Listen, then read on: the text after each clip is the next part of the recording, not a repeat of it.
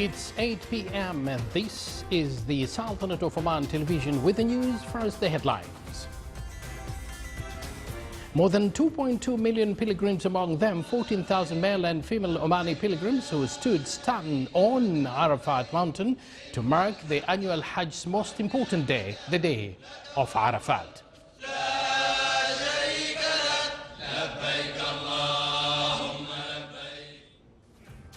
Eid Haftas in various wilayas of the Sultanate attract many shoppers with the advent of blessed Eid al-Adha.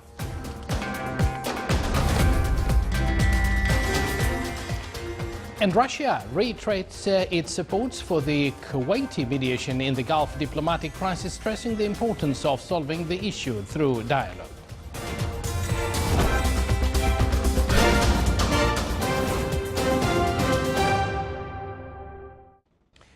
Good evening once again, and thank you for joining us. Those were the headlines, and now the news in detail. His Majesty Sultan Qaboos has sent a cabal of greetings to His Excellency President Shavkat Mirziyoyev of Uzbekistan on his country's Independence Day anniversary. His Majesty the Sultan has also sent a cabal of greetings to His Excellency President Andrej Kiska of Slovakia on his country's National Day. More than 2.2 million pilgrims, among them 14,000 male and female pilgrims from the Sultanate, stood on Arafat Hill east of Mecca today to mark the annual Hajj's most important day, the day of Arafat. The pilgrims prayed Dhuhr and Asr prayers in Namira Mosque, where Prophet Muhammad, peace be upon him, is believed to have delivered his final sermon to his followers 14 centuries ago. Soon after the sunset, a few minutes ago, the pilgrims started leaving Arafat for Muzdalifah, where they will pray Maghrib and Isha prayers and stay there until tomorrow morning. The Minister of Oil and Gas announced the new pricing of oil products for September 2017. The sale prices of M95 reached 196 paisa for 1 litre. The price of M91 reached 186 paisa per litre, and the price of 1 litre of diesel reached 201 paisa. The Minister of Oil and Gas clarified that selling prices of oil products witnessed an increase by 10 paisa for M95 and 8 paisa for M91, and diesel price also increased by 5 paisa. Markets in the Sultanate are witnessing an active buying movement. Prior to the blessed Eid al-Adha in the Governorate of Dhofar, shoppers went to different markets in the Governorate, such as Al-Hassan Souq, to buy Eid needs and requirements. Among Eid items were clothes and other traditional accessories that constitute part of Omani costumes. Sweets, especially Omani halwa, are among the most important items during Eid days. Bukhur and frankincense are also on the top of list of items during such happy occasions.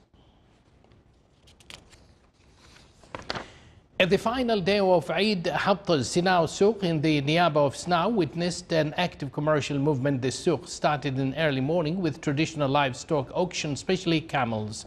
Local goats were also displayed for shoppers in Sinau Hafta, with prices ranging from 150 to 250 Omani Riyal.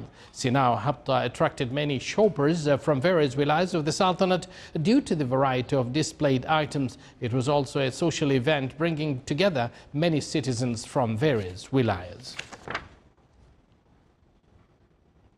In the Governorate of Al-Dhahira, municipalities of the Governorate intensified its inspection campaign at markets and shoppers prior to blessed Eid al-Adha.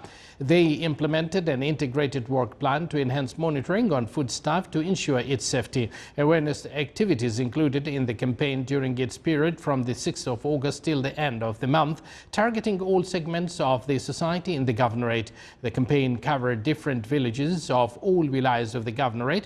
It included its activities with the ceremony to honor the participants in the campaign. You're watching the Sultanate of Oman television, and still to come in our news bulletin. Wadi al-Nakhr in the Governorate of Al-Dakhliya is one of the deepest valleys in the Sultanate.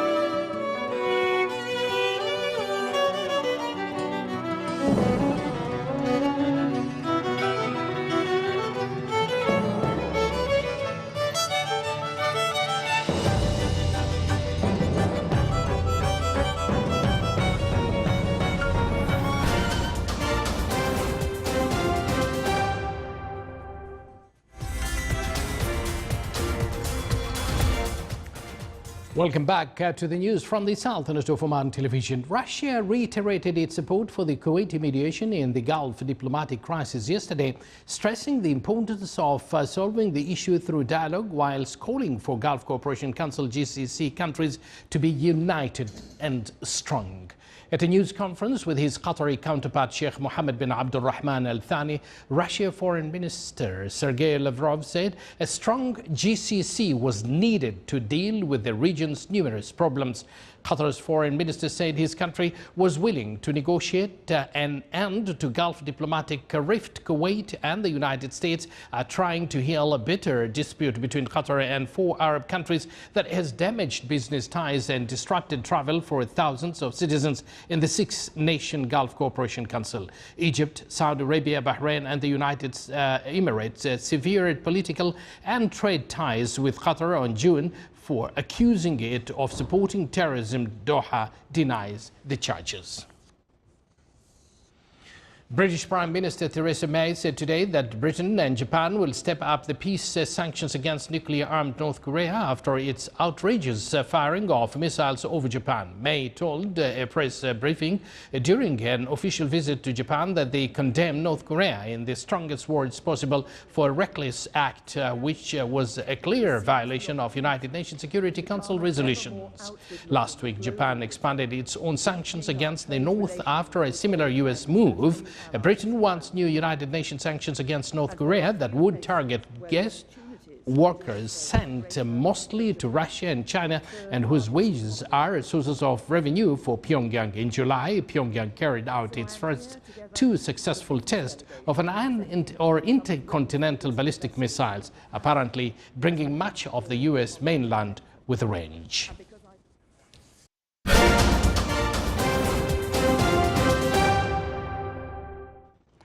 Wadi al-Nakhar is a major tourist attractions in the Wilaya of Al-Hamra in the Governorate of Al-Dakhiliya. Our reporter Saleh bin Khalfan Al-Rahbi waded through the wadi and made the following report. Halfway through the road leading to Jabal Shams in the Wilaya of Al-Hamra in Al-Dakhiliya Governorate, one of the deepest valleys in the Sultanate is located.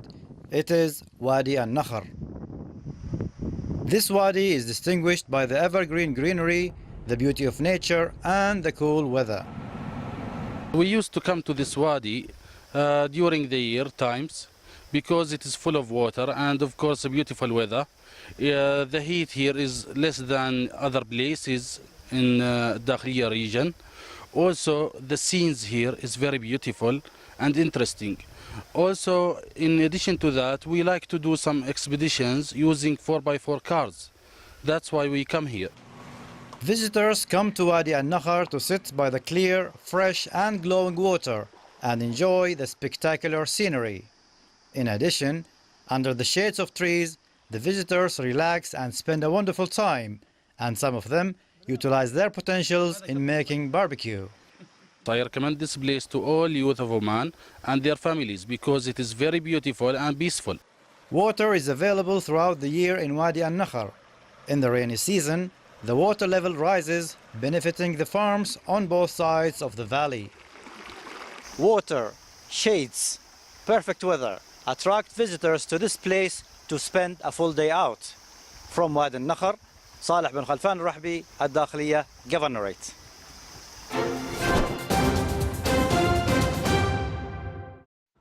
And now for the general weather forecast around the Sultanate. Cloudy skies will prevail over the coastal areas of the Governorate of the Far and its nearby mountains with chances of intermittent drizzle. Rest of the Sultanate will have clearer skies with chances of scattered rainfall over the Hajar Mountains. Winds will be easterly to southeasterly light to moderate and seas will be slight with a maximum wave height of 1.25 meters.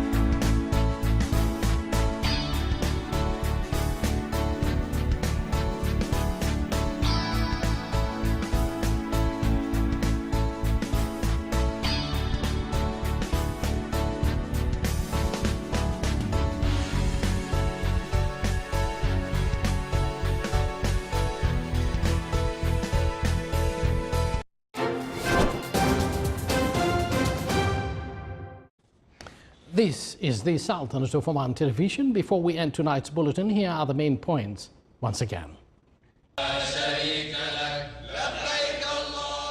More than 2.2 million pilgrims, among them 14,000 male and female Omani pilgrims, who stood on Arafat mountain to mark the annual Hajj's most important day, the day of Arafat.